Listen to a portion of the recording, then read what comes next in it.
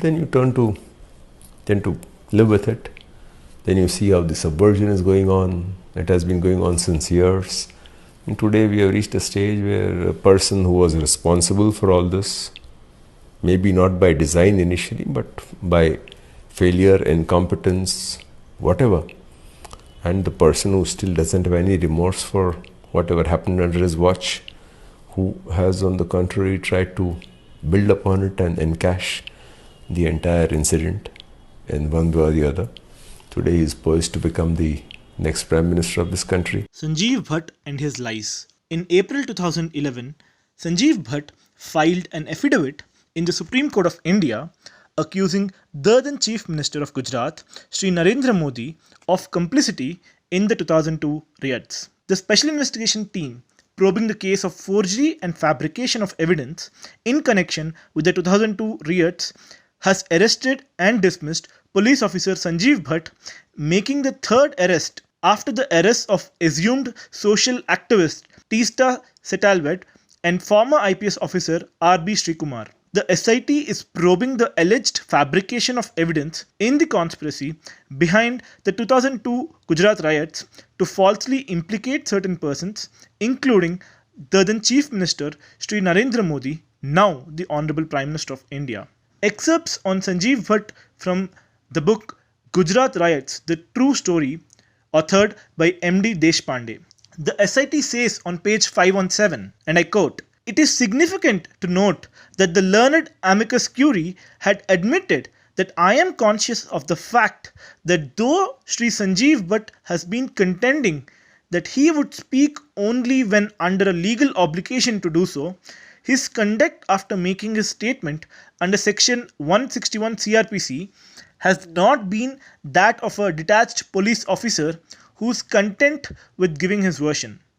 I am left with no doubt that he is actively strategizing and is in touch with those who would benefit or gain mileage from this testimony."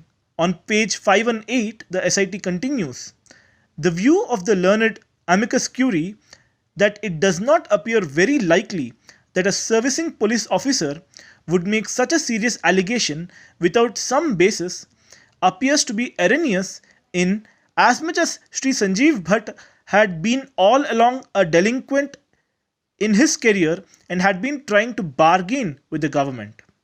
The very fact that 3 departmental inquiries against Shri Sanjeev Bhatt were dropped in 2006 and 7 and he was given 3 promotions on a single day would by itself go to show his service career progression.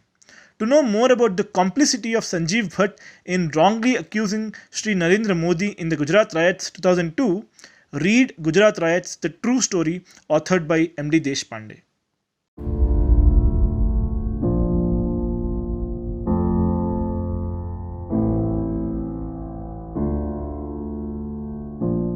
MDG, what is the role of Sanjeev Bhatt and R.B. Srikumar, both police personnel who are now in detention for inquiry, and both of them who also are in the same league as Teesta Setalvad for having instigated, spread misinformation, and caused further suffering to Gujarat post-Godhra riots? What is their role as per your findings? See, I will tell you, Sanjeev Bhatt was an IPS officer of Gujarat who is now dismissed. In 1990, this guy was posted as ASP Jamnagar. Jamnagar is a place in Gujarat.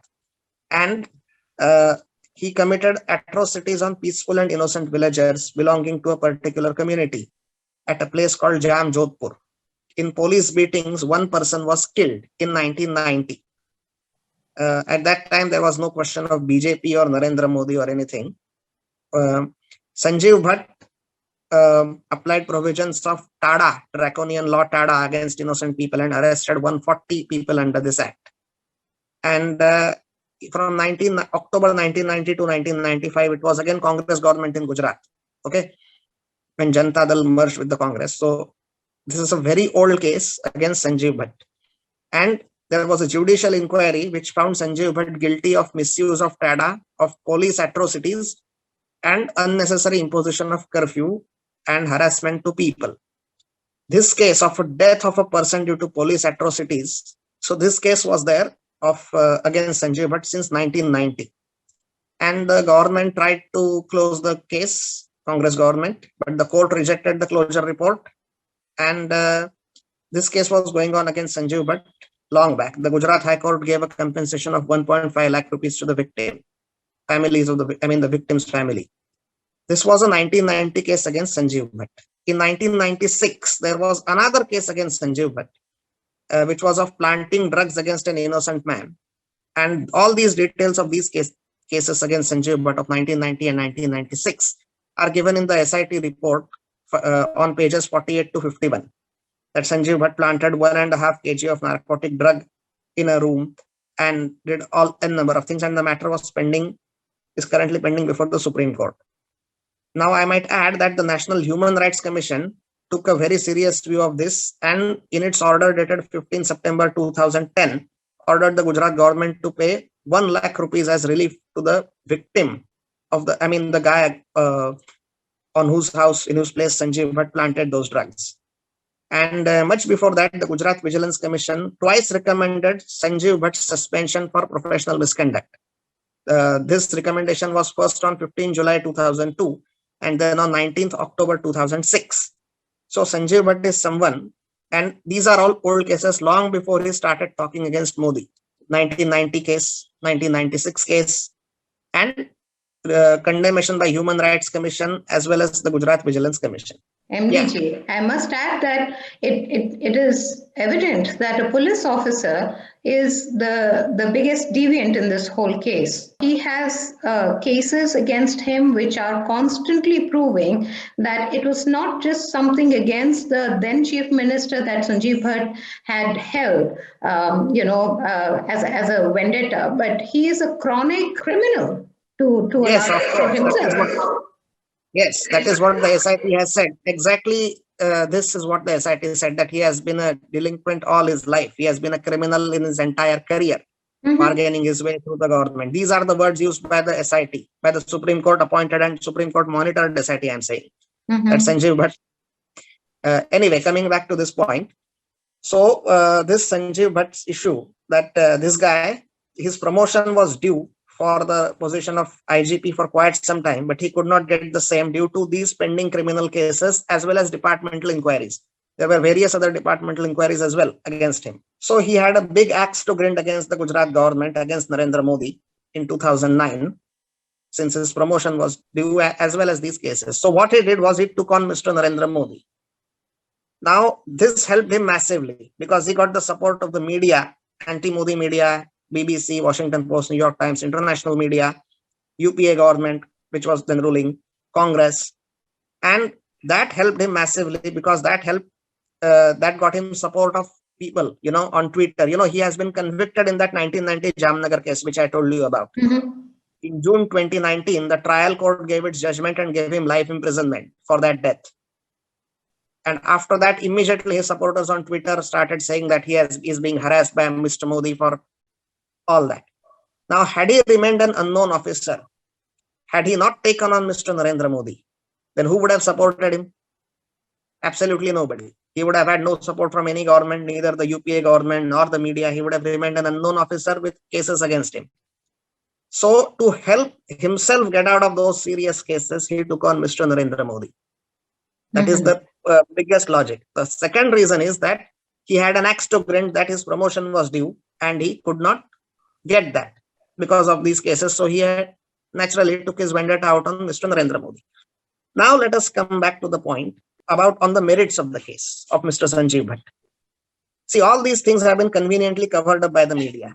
All his past, this 1990 case, this 1996 case, media conveniently suppressed that, and it tried to project that the BJP government of Gujarat reopened these cases against him so as to take vendetta on Sanjeev Bhatt, etc., etc., whereas the reality is exactly the opposite.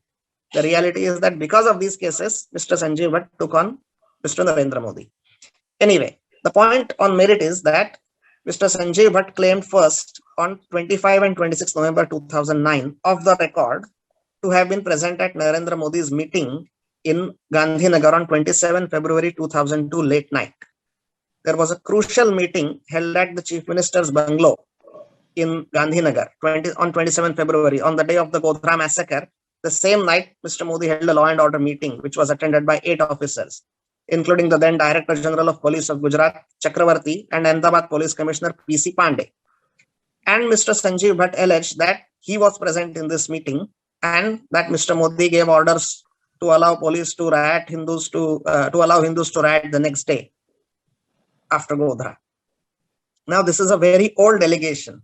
This allegation was first made in June 2002 in Outlook, 3rd June 2002, where Outlook made this charge, citing an unnamed minister called Aham Pandya, the late Aham Pandya. At that time, the Outlook did not name him, but later it named him as Aham Pandya. Now, 7.5 years after this incident, Sanjeev Bhatt first made this claim off the record. And later he made this on the record in March 2011 to the SIT, that he was present at that meeting. Now, this is absurd. He was firstly not present at all at that meeting, and it would not have taken him 7.5 years to make such a claim.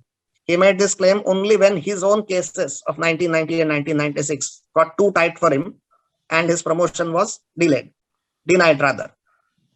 Now what happened is that the SIT found emails exchanged between Sanjeev Bhatt, Shakti Singh Gohil, Arjun Modwadia, Tista Sitalwad, and Rahul Sharma.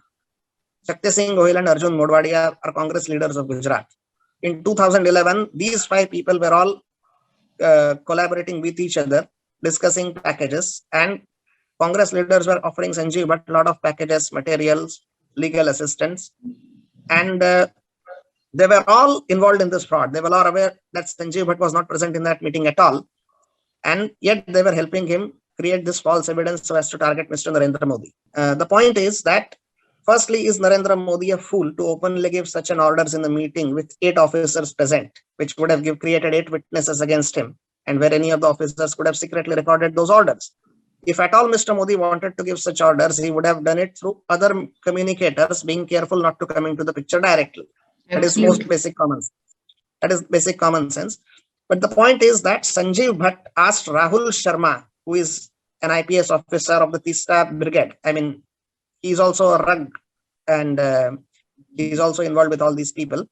He asked Rahul Sharma on email to find out if Aham Pandya was present in that meeting on 27 February 2002. He said that, can Aham Pandya be introduced as a participant to the meeting? And Rahul Sharma examined Aham Pandya's call records and said that that is not possible. Aham Pandya was in Ahmedabad, 25-30 kilometers away from Gandhinagar, where this meeting took place at that time. Aham Pandya's call records show that he was in Ahmedabad at 10:52, whereas the meeting was in Gandhinagar from 10:30 to 11. So what this shows is that this conclusively proves that Sanjeev Bhatt was not present in the meeting, because had he been present, he would have known whether Aham Pandya was present or not. He would not have had to ask Rahul Sharma to find out if Aham Pandya was present or not. And not only was Sanjeev Bhatt not present, he did not even know basic facts about this meeting, because it has been known since 2002 that Aham Pandya was by no means present in that meeting. I myself wrote my first book on this in 2007 when I was 18 years old. At that time, since that time, I know that Aham Pandya was not present. But Sanjeev Bhatt did not even know this in 2011 and hence asked Rahul Sharma. So this is conclusive evidence that he was not present. Such conclusive evidence of Sanjeev Bhatt's lies was conveniently covered up by the media. Let me give you another evidence. There was another meeting on the morning of 28th February at 10:30 a.m., again at Chief Minister's office in Gandhinagar. And Sanjeev Bhatt claimed to have been present in this second meeting as well. But his call records were examined by the SIT, and it was found that he was at Ahmedabad at his residence till 11 a.m., 10:57 a.m. on the morning of 28th February, more than 30 kilometers away from Gandhinagar. So the SIT said that it is impossible that he could have attended the meeting of 28th February at 10:30 a.m. since he was in Ahmedabad till 11 a.m. This conclusive evidence absolutely shatters his claims of being present in any meeting, either on 27th February late night or 28th February morning. And the exchange of emails with Arjun Modwadia, Shakti Singh Gohil, Tista Sitalwad, Rahul Sharma shows that all of them were involved in this fraud. Congress leaders, Tista, her lawyer Mihir Desai, and Sanjeev Bhatt, and they were all trying to create false evidence against Narendra Modi so as to frame him on the 27th February meeting. This shows that all these other 4 people were equally involved in this criminal offense, that despite being aware that Sanjeev Bhatt was creating false evidence and making false charges, they did not inform the investigators. They instead helped Sanjeev Bhatt in committing this fraud. That's about Sanjeev Bhatt. If you want more details, I can give n number of more details about this, but I think this conclusively proves his lies. It also gives the motivation, what prompted him to do this, and who helped him in this. Right. I think it is established beyond doubt through your book also, MDG, and plus, the extensive details you've shared now, that one of the biggest accomplices that probably the Congress had in its coterie at that point of time in trying to implicate Narendra Modi in this case was, of course, the supposed NGOs, the left cabal, and also the media, the motivated media that we have, apart from administration itself, people in the state administration, and Sanjeev Bhatt being one of them.